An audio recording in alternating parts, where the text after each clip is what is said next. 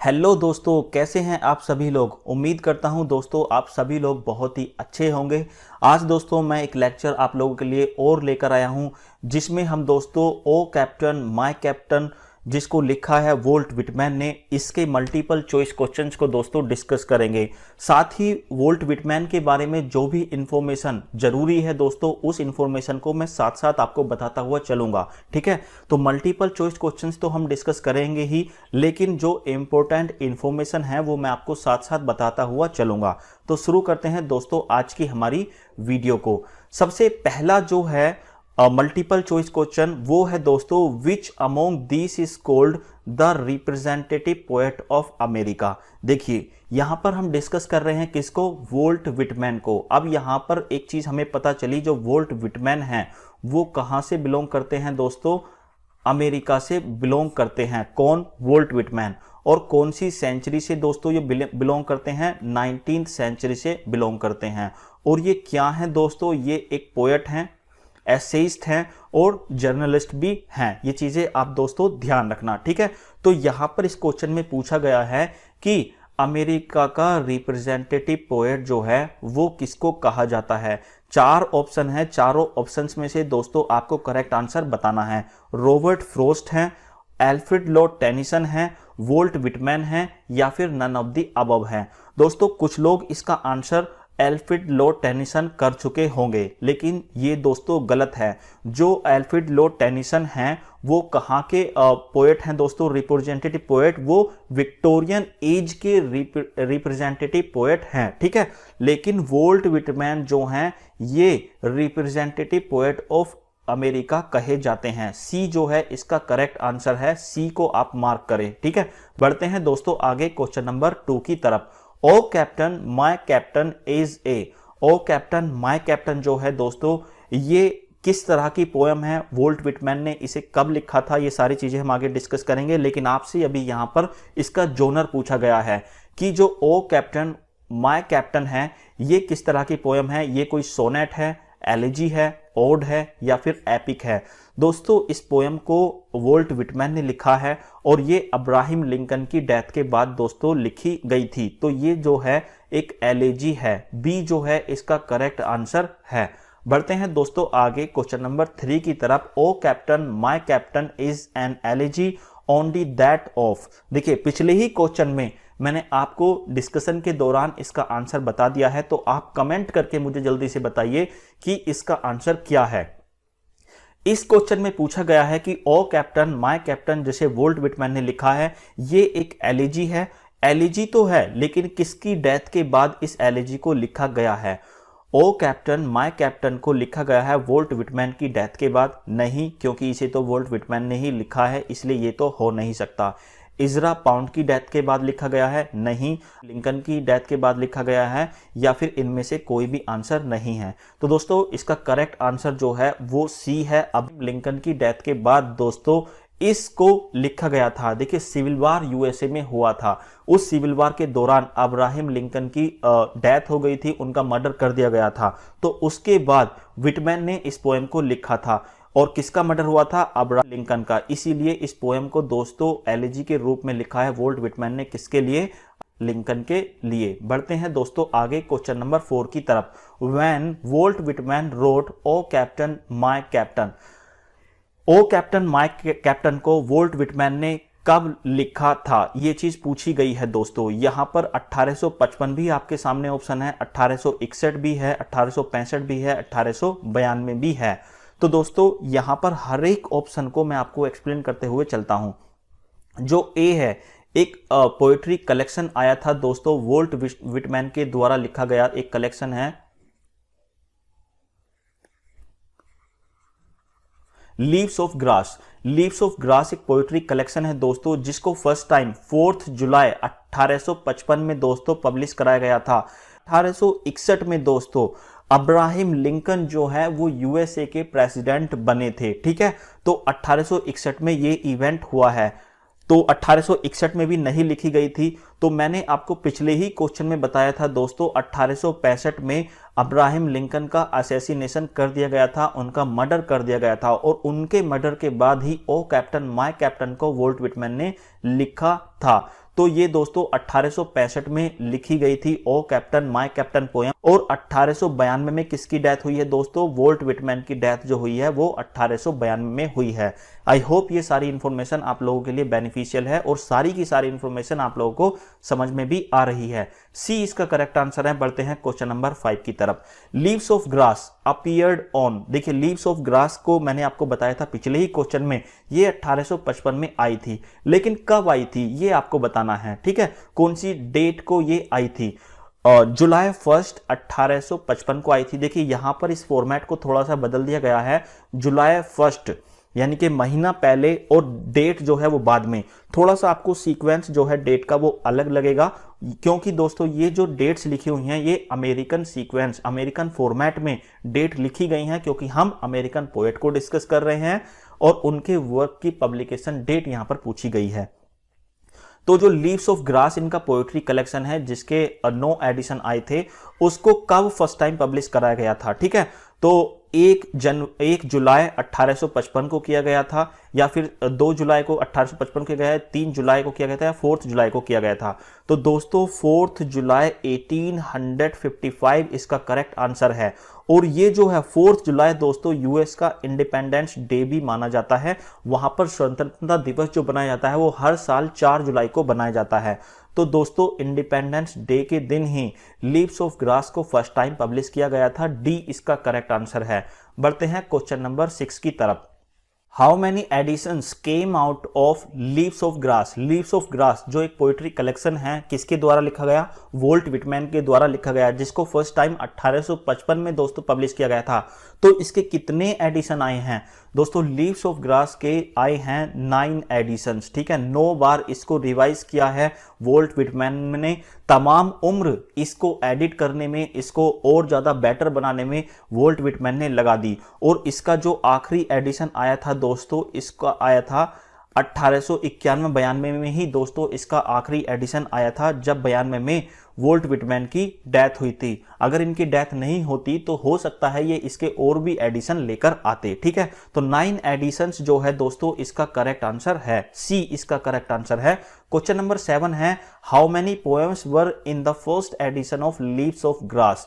देखिए इस क्वेश्चन को कई बार एग्जाम में पूछा जाता है कि जो लीव्स ऑफ ग्रास है उसका फर्स्ट एडिशन 1855 में आया, उस एडिशन के अंदर कितनी पोएम्स इंक्लूड की गई थी? 16 पोएट, 16 पोएट्स को इंक्लूड किया गया था, 12 पोएम्स को इंक्लूड किया गया था, 9 पोएम्स को इंक्लूड किया गया था, या फिर 10 पोएम्स को इंक्लूड किया गया था? तो इसका करेक्ट आंसर जो है वो है दोस्तों 12 पोएम्स को इंक्लूड किया गया था। बढ़ते हैं दोस्तों आगे। क्वेश्चन नंबर 8 है, leaves of grass is a book on? Leaves of Grass जो है वो बुक है, एक कलेक्शन है। उसकी थीम क्या है? उसकी थीम जो है वो डेमोक्रेसी है, डिक्टेटरशिप है, एरिस्टोक्रेसी है, या इनमें से कोई भी नहीं है? तो दोस्तों आपको बता देता हूं, इसका करेक्ट आंसर जो है वो है डेमोक्रेसी। ए जो है इसका करेक्ट आंसर दोस्तों है। क्वेश्चन नंबर 9 है, which among this is called the bard of democracy? पिछले ही क्वेश्चन में मैंने आपको बताया है कि लीव्स ऑफ ग्रास जो है वो कैसी बुक है? एक ऐसी बुक है जो बेस है किस पर? डेमोक्रेसी पर, जिसकी वजह से दोस्तों इनको वोल्ट विटमैन को, बार्ड का मतलब होता है दोस्तों पोएट, पोएट ऑफ डेमोक्रेसी कहा जाने लगा। तो ऐसे पोएट जो हैं वो कौन है? वोल्ट विटमैन ही हैं। और कौन सा इनका ऐसा वर्क है जिसकी वजह से इन्हें द बार्ड ऑफ डेमोक्रेसी कहा जाने लगा? तो वो कौन है सा वर्क है? लीव्स ऑफ ग्रास इनका ऐसा वर्क है। ए इस क्वेश्चन का दोस्तों करेक्ट आंसर है। बढ़ते हैं आगे क्वेश्चन नंबर 10 की तरफ। O captain my captain our fearful trip is done, what figure of speech is used here? देखिए ये जो है ओपनिंग लाइन है ओ कैप्टन माय कैप्टन की। यहां पर 2 क्वेश्चन आपको देखने के लिए मिलते हैं दोस्तों कि यदि आपसे क्वेश्चन ऐसा पूछा जाए कि ओ कैप्टन माय कैप्टन की ओपनिंग लाइन कौन सी है, तो आपको यह बताना है कि O captain my captain our fearful trip is done, ये जो है ओपनिंग लाइन है, ठीक है। और इसके अंदर ओपनिंग लाइन के अंदर जब मैंने आपको इस पोएम को पढ़ाया था तो अच्छे से बताया था इसमें कौन सा फिगर ऑफ स्पीच इस्तेमाल हुआ है, ऑक्सीमोरन, हाइपरबली, अपोस्ट्रोफी, या इनमें से कोई भी नहीं। तो इसके अंदर दोस्तों अपोस्ट्रोफी फिगर ऑफ स्पीच का इस्तेमाल किया गया है, क्योंकि यहां पे एक डेड पर्सन को एड्रेस किया गया है और वो डेड पर्सन कौन है? लिंकन है, ठीक है। बढ़ते हैं दोस्तों क्वेश्चन नंबर 11 की तरफ। The vessel grim and daring, what figure of speech is used here. दोस्तों यदि आप लोगों ने उस पोएम को जो मैंने आपको लाइन बाय लाइन एक्सप्लेन की है, अगर उसको पढ़ा है तो आप लोगों को इस क्वेश्चन का आंसर भी पता होगा, आप लोग इसे इजीली आंसर कर सकते हैं। ठीक है, तो दोस्तों यहां पर वेसल जो कहा गया है, ये कहा गया है दोस्तों जहाज के लिए। ठीक है, समुद्री जहाज जो होता है उसे हम वेसल भी बोलते हैं। और ये जहाज कैसा है, ग्रिम एंड डेयरिंग, साहसी जहाज है दोस्तों ये। और साहस और करेज करने का जो एक्शन होता है, ये किसके अंदर होता है, इंसान के अंदर होता है। जब भी कोई एक्शन ऐसा हो जो इंसान करता है और उसको हम नॉन लिविंग चीज के थ्रू दिखाते हैं, तो कौन सा फिगर ऑफ स्पीच होता है दोस्तों, पर्सोनिफिकेशन फिगर ऑफ स्पीच होता है। डी इसका करेक्ट आंसर है। बढ़ते हैं दोस्तों क्वेश्चन नंबर 12 की तरफ।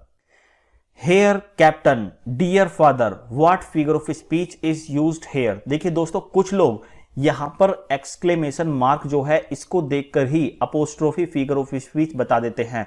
लेकिन दोस्तों यदि आपसे अपोस्ट्रोफी फिगर ऑफ स्पीच की डेफिनेशन एग्जाम में पूछ ली गई तो आप कैसे करेंगे। आप लोगों को पता होना चाहिए कि इसकी डेफिनेशन क्या है। और कभी कभी ऐसा भी आपने देखा होगा कि जहां पर एक्सक्लेमेशन मार्क का इस्तेमाल नहीं होता और वहां पर भी अपोस्ट्रोफी फिगर ऑफ स्पीच का इस्तेमाल होता है।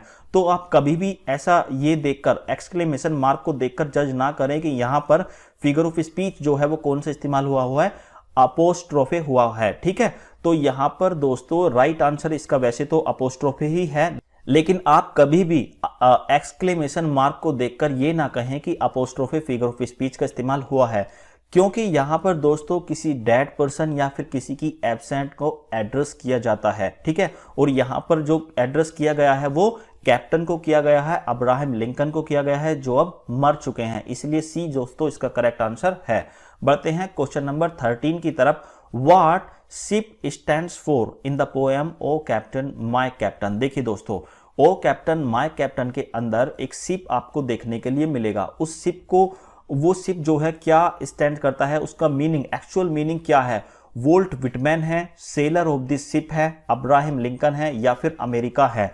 दोस्तों जो शिप है इस पोएम के अंदर, जो शिप है वो रिप्रेजेंट करता है, वो स्टैंड करता है किसके लिए, अमेरिका के लिए स्टैंड करता है। ठीक है, तो डी जो है इसका करेक्ट आंसर है। बढ़ते हैं दोस्तों आगे, बहुत ही इंपॉर्टेंट क्वेश्चन है ये, इसको आप ध्यान रखना।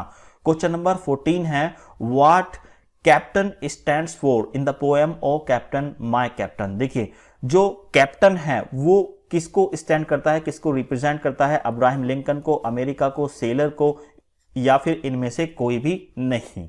ठीक है, तो दोस्तों जो कैप्टन है वो कौन है इस पोएम के अंदर, अब लिंकन है, जिसका असैसिनेशन दोस्तों 1865 में कर दिया गया था। ठीक है, तो यहां पर जो कैप्टन है शिप के, यानी कि यूएसए के उस टाइम पर जो कैप्टन थे, लीडर थे, प्रेसिडेंट थे, वो लिंकन ही थे। ए इसका करेक्ट आंसर है। बढ़ते हैं दोस्तों आगे क्वेश्चन नंबर 15 की तरफ। बहुत ही इंपॉर्टेंट क्वेश्चन है दोस्तों, जनरली इस तरह के क्वेश्चन ही एग्जाम में पूछे जाते हैं। Its voyage closed and done, what is voyage here. ये दोस्तों लाइन है कहां से ली गई, ओ कैप्टन माय कैप्टन के अंदर से। ठीक है, ये एक पोयम है, वोल्ट विटमैन के द्वारा लिखी गई। तो यहां पर पूछा गया है कि ये शब्द वोएज का इस्तेमाल जो हुआ है, वोएज मतलब होता है दोस्तों यात्रा, जल यात्रा जो होती है उसे हम वोएज बोलते हैं। ये किसको रिप्रेजेंट करता है, क्या इसका इस पोएम के अंदर मीनिंग है, अब्राहम लिंकन है, सिविल वॉर है, अमेरिका है या फिर शिप है। तो दोस्तों पिछले क्वेश्चंस में मैं आपको बता चुका हूं, शिप भी बता चुका हूं, अमेरिका भी बता चुका हूं और अब्राहम लिंकन भी बता चुका हूं। तो बचा एक ही दोस्तों सिविल वॉर, जो यात्रा है जो शिप के द्वारा की गई थी, लोगों के द्वारा सिविल वॉर को लड़ने की, वो क्या कौन सी यात्रा थी, अमेरिका में जो सिविल वॉर चल रहा था उसको लड़ने की ये यात्रा थी। ठीक है, तो ये जो वोएज है ये क्या है, सिविल वॉर है जो लड़ा गया था अमेरिका में। How many stanzas O captain my captain has. देखिए ओ कैप्टन माय कैप्टन के अंदर कितने स्टैंजास हैं, एक स्टैंजा है, दो स्टैंजा है, तीन स्टैंजा है या फिर चार स्टैंजा हैं। तो दोस्तों ओ कैप्टन माय कैप्टन के अंदर 3 स्टैंजास हैं। 3 स्टैंजा की ये पोएम है, ज्यादा बड़ी पोएम नहीं है, छोटी सी ही पोएम है। मैंने आपको लाइन बाय लाइन इसको समझा रखा है। यदि आपने वो वीडियो नहीं देखा है तो आप लोग उसे देख लें। O captain my captain has 3 stanzas of. यहाँ पर दोस्तों डॉट डॉट देकर जिस तरह से आपको एग्जाम में दे दिए जाते हैं, यहाँ पर आपको फिल करना है। जो ओ कैप्टन माय कैप्टन है वो 3 स्टैंजा की पोयम है और हर एक स्टैंजा के अंदर कितनी लाइन्स है ये आपको बताना है। 4 लाइन्स हैं, 6 लाइन है, 8 लाइन्स हैं या फिर 9 लाइन्स हैं। तो यहाँ पर दोस्तों आपको फिल करना है 8। हर एक स्टेंजा के अंदर 8 लाइन है, तो सी जो है इसका करेक्ट आंसर है। बढ़ते हैं दोस्तों आगे क्वेश्चन नंबर 18 की तरफ। Last addition of Leaves of grass came. Leaves of grass एक पोइट्री कलेक्शन है जिसका सबसे पहला पोइट्री कलेक्शन वोल्ट विटमैन का आया था दोस्तों 1855 में, जो हम इसी सीरीज के अंदर दोस्तों डिस्कस कर चुके हैं। ठीक है, और इसके कितने एडिशंस आए थे? 9 एडिशंस आए थे, ये भी हम डिस्कस कर चुके हैं। और जो लास्ट एडिशन है, नवा एडिशन है इसका लीव्स ऑफ ग्रास का वोल्ट विटमैन के द्वारा, वो कब आया था दोस्तों? ये आया था दोस्तों आपका 1891 से लेकर 1892 में। ए इसका करेक्ट आंसर है। बढ़ते हैं दोस्तों आगे। क्वेश्चन नंबर 19 है, it is some dream that on the deck you have fallen cold and dead. Lines from. यहां पर दोस्तों पूछा गया है कि ये ऊपर दी हुई लाइन जो है ये किस पोएम से ली गई है वोल्ट विटमैन की। तो मैं आपको बता देता हूं, ओ कैप्टन माय कैप्टन से ये लाइन्स ली गई हैं, जिसका मतलब ये है कि जब वोल्ट विटमैन अपने कैप्टन को, अब्राहम लिंकन को डैड देखते हैं, मरा हुआ देखते हैं, तो वो सोचते हैं कि ये आप एक्चुअली में मरे नहीं हो, मैं ही कोई सपना देख रहा हूं, आप रियल में मरे नहीं हो, मैं ही कोई सपना देख रहा हूं जहां पर मैं आपको ठंडे पड़े हुए और मरा मैंने आपको पाया है। तो ये पैसेज जो है, ये जो लाइन जो है वो कहां से ली गई है? ये पैसेज टू इंडिया से, सॉन्ग ऑफ माई सेल्फ से, ओ कैप्टन माय कैप्टन से या फिर एनिमल से। ये चारों के चारों वर्क जो हैं दोस्तों किसके द्वारा लिखे गए हैं? वोल्ट विटमैन के द्वारा लिखे गए हैं। और इसका करेक्ट आंसर जो है वो सी है, ओ कैप्टन माय कैप्टन से ये लाइन्स जो हैं दोस्तों ली गई है। बढ़ते हैं आगे दोस्तों क्वेश्चन नंबर 20 की तरफ। ये क्वेश्चन जो है दोस्तों 20th जो है लास्ट क्वेश्चन है इस वीडियो का। आई होप ये सारी की सारी इंफॉर्मेशन जो मैंने आपको बताई है समझ में आई है, आप लोगों के लिए बेनिफिशियल रही है। But I with mournful trade walk the deck my captain lies fallen cold and dead. Lines from. यहां पर पूछा गया है कि ये लाइन्स दोस्तों किस पोएम से ली गई हैं, तो मैं इनको एक्सप्लेन भी करूंगा, लेकिन पहले आपको इस क्वेश्चन का आंसर बता देता हूं। ये लाइन्स ली गई हैं ओ कैप्टन माय कैप्टन से, वन सेल्फ आई सिंग से या फिर सॉन्ग ऑफ माई सेल्फ से, या इनमें से कोई भी इसका राइट आंसर नहीं है। तो दोस्तों इसका जो राइट आंसर है वो ओ कैप्टन माय कैप्टन है। तो दोस्तों ये जो लाइन है वो लास्ट लाइनें हैं कौन से स्टैंजा की? थर्ड स्टैंजा की। थर्ड स्टैंजा की ये लास्ट लाइनें हैं जहां पर वोल्ट विटमैन लोगों से कहते हैं कि तुम लोग जश्न मनाओ, घंटियां बजाओ, लेकिन बट आए का मतलब है लेकिन मैं अपने जो कैप्टन है उनके पास जाऊंगा। उनके पास कहां पर जाएंगे? डेक पर जाएंगे। डेक क्या है दोस्तों? जो शिप की छत है जहां पर अब्राहम लिंकन पड़े हुए हैं। कैसे? कोल्ड एंड डेड, ठंडे और मृतक पड़े हुए हैं। सभी लोग जश्न मनाएंगे लेकिन पोएट जाएंगे किसके पास? अपने कैप्टन के पास। तो दोस्तों इस वीडियो में इतना ही। आई होप आप लोगों को ये सारे के सारे क्वेश्चन समझ में आए हैं। मिलते हैं अगले लेक्चर में, तब तक के लिए जय हिंद।